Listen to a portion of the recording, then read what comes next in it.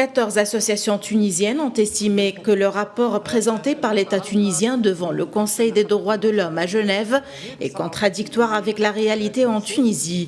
La société civile a exprimé ses préoccupations quant au danger des mesures exceptionnelles décidées depuis le 25 juillet.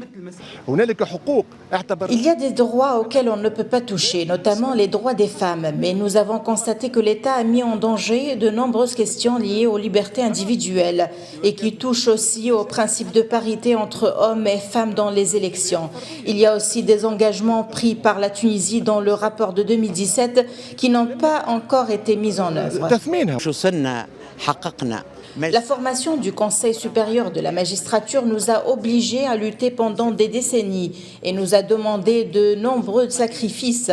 Il est à noter que le citoyen tunisien aujourd'hui craint pour ses droits, d'autant plus que la justice n'est plus garante de ce droit.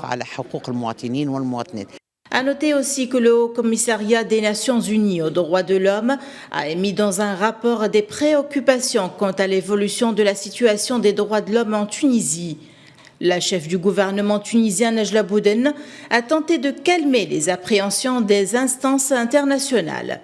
Elle a affirmé dans une allocution dans le cadre de l'examen périodique universel du Conseil des droits de l'homme des Nations Unies que la démocratie qui garantit les droits humains est un choix irréversible en Tunisie. La